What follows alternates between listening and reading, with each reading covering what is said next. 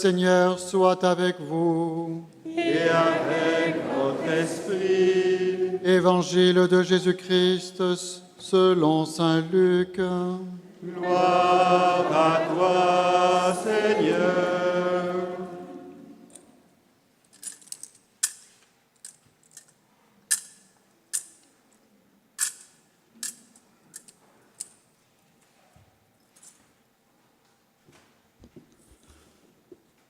En ce temps-là, Jésus parlait aux foules du règne de Dieu et guérissait ceux qui en avaient besoin.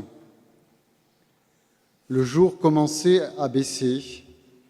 Alors les 12 s'approchèrent de lui et lui dirent : « Renvoie cette foule, qu'ils aillent dans les villages et les campagnes des environs, afin d'y loger et de trouver des vivres. Ici, nous sommes dans un endroit désert. » Mais il leur dit : « Donnez-leur vous-même à manger. » Ils répondirent : « Nous n'avons pas plus de 5 pains et 2 poissons, à moins peut-être d'aller nous-mêmes acheter de la nourriture pour tout ce peuple. » Il y avait environ 5000 hommes. Jésus dit à ses disciples : « Faites-les asseoir par groupe de 50 environ. » Ils exécutèrent cette demande et firent asseoir tout le monde. Jésus prit les 5 pains et les 2 poissons et, levant les yeux au ciel, il prononça la bénédiction sur eux, les rompit et les donna à ses disciples pour qu'ils les distribuent à la foule. Ils mangèrent et ils furent tous rassasiés. Puis on ramassa les morceaux qui leur restaient. Cela faisait 12 paniers. Acclamons la parole de Dieu. Louange à toi, Seigneur Jésus.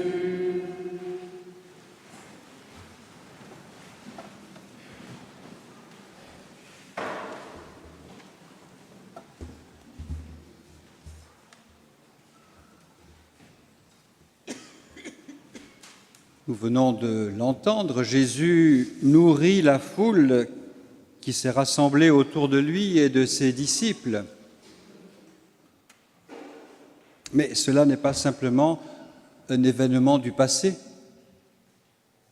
Ce qui a été transmis fidèlement à travers les siècles et que nous avons reçu par le témoignage de nos aînés dans la foi, nous le vivons en cet instant, aujourd'hui, lorsque nous faisons mémoire de Jésus qui prend le repas pascal avec ses amis, s'offrant en sacrifice pour le salut de tous, donnant sa vie par amour.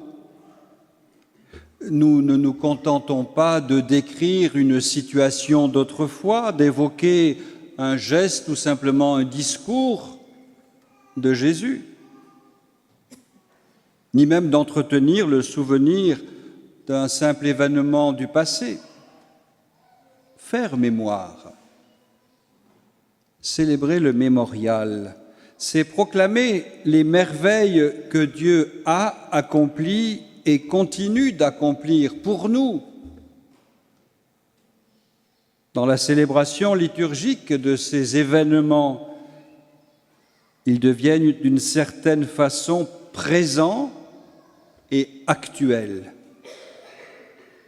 Et lorsque l'Église, lorsque nous célébrons l'Eucharistie, nous faisons mémoire de la Pâque du Christ. Et c'est cette Pâque qui devient présente. Le sacrifice que le Christ a offert une fois pour toutes sur la croix demeure toujours actuel. Aujourd'hui, donc, nous célébrons la fête du corps et du sang du Christ. Nous mangeons le pain de vie, nous buvons à la coupe du salut. Eh bien, par cet acte, nous proclamons notre foi en la présence réelle de Jésus, qui est là, au milieu de nous. Lorsque nous disons « Amen » en recevant le corps et le sang du Christ, nous ne disons pas simplement un « merci », nous affirmons que Jésus est là, présent. Nous l'accueillons dans notre humanité et lui nous accueille en son amour. Notre Amen est ainsi une profession de foi. Alors nos yeux s'ouvrent au moment de la fraction du pain et nous pouvons reconnaître celui qui est là, au milieu de nous, celui qui vient réchauffer nos cœurs et ouvrir notre intelligence au sens des Écritures, et celui qui nous envoie comme autant de témoins, de missionnaires de sa bonne nouvelle. Aujourd'hui, comme en chaque Eucharistie, le Christ nous invite à vivre avec lui le mystère pascal, à nous mettre comme lui au service de la volonté du Père. Alors recevoir le corps du Christ n'est évidemment pas un geste banal, simplement un rite accompli passivement, ni même une tradition vécue simplement par habitude. Ouvrir notre vie au corps et au sang du Christ, cela signifie que nous devenons nous-mêmes réellement une demeure, un tabernacle pour Dieu. Cela signifie que nous sommes réellement porteurs et signes visibles de la présence de Jésus au cœur de ce monde. Et donc aussi dans toutes les situations qui sont les nôtres au quotidien. Comme le disait dans une autre de ses lettres saint Paul, « Alors ce n'est plus moi qui vis, mais c'est le Christ qui vit en moi. » Bien voilà, le fruit de l'Eucharistie, le Christ vit en moi. Si bien que nous ne pouvons pas simplement recevoir le Christ et ensuite nous refuser ou remettre sans cesse à demain notre engagement à vivre concrètement en sa présence, à témoigner de sa présence. Pour l'annonce vivante de l'Évangile, pour la transmission de la foi qui donne sens à toute vie humaine, pour la construction de communautés chrétiennes qui témoignent de la vie nouvelle en Jésus-Christ, l'Église et le monde doivent pouvoir compter sur chacune et chacun de nous, parce que nous venons nous nourrir à la table de la parole et du corps du Christ. Nous ne sommes pas simplement des gardiens de musée, nous sommes des disciples, nous sommes des apôtres, nous sommes des témoins, nous sommes des missionnaires, nous sommes des bâtisseurs, nous sommes des prophètes. Et voilà ce que vient nourrir en nous l'accueil du Christ en son Eucharistie.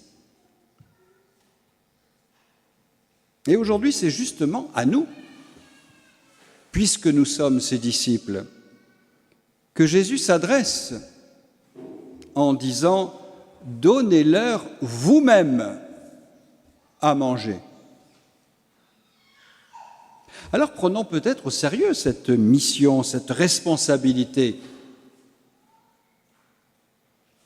Chacun de nous capable de donner à manger.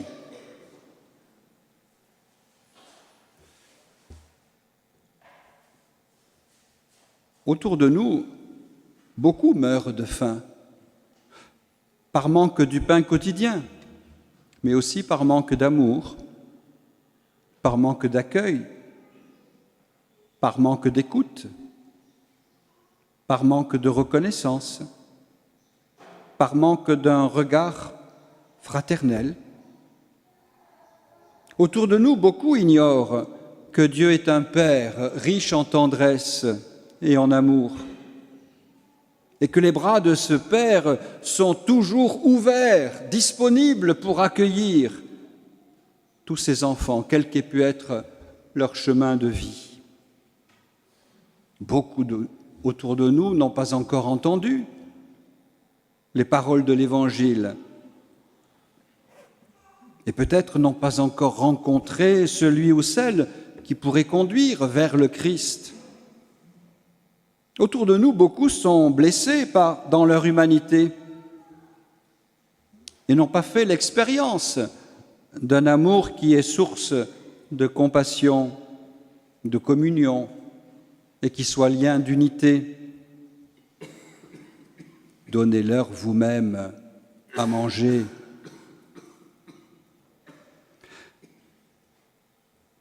Est-ce que nous allons simplement nous contenter de baisser les bras en disant « c'est ainsi, après tout, moi je n'y peux rien ». Si nous sommes renouvelés, si nous sommes nourris par le corps et le sang du Christ, nous sommes aussi appelés à devenir celui que nous recevons.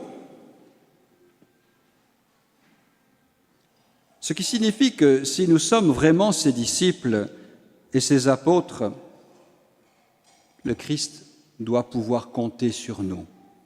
Il se donne à nous. Alors prenons part à cette belle mission qui est de rendre le Christ présent à travers notre vie personnelle, à travers le témoignage attirant et rayonnant, que ce soit celui de nos familles, celui de nos communautés ecclésiales. Rendre le Christ présent. Lui qui est présent au plus intime de moi. Si nous recevons simplement du pain, rien ne change fondamentalement dans notre vie. Mais ce n'est pas du pain. Nous recevons le corps du Christ. Nous devenons présents à la présence de celui qui donne sa vie pour ses amis. Nous sommes présents à celui qui accepte la croix pour y proclamer la victoire définitive de l'amour, offert sans aucune condition. Nous sommes présents à celui qui se relève du tombeau pour que nous puissions éternellement participer à sa propre vie. Et c'est bien dans notre chair, dans notre vie quotidienne, que jour après jour, nous faisons mémoire du Christ. La fête du corps et du sang du Christ, c'est aussi la fête de l'Église, qui est le corps du Christ. C'est aussi la fête de tous ceux qui sont les membres vivants de ce corps, autrement dit la nôtre. Pour être des membres vivants, vraiment vivants, pas simplement survivants, pas simplement vivotants, mais pour être des membres vraiment vivants de ce corps, approchons-nous du Christ, tendons nos mains vers lui, nourrissons-nous de lui, adorons le Christ. Il est là, discrètement mais réellement présent parmi nous. Il est là, réellement vivant en nous. Et s'il vit en nous, c'est pour que, par lui, avec lui et en lui, nous demeurions dans l'action de grâce et la joie du service. Ainsi, toute notre vie sera une vraie louange au Père par le Fils, dans l'Esprit.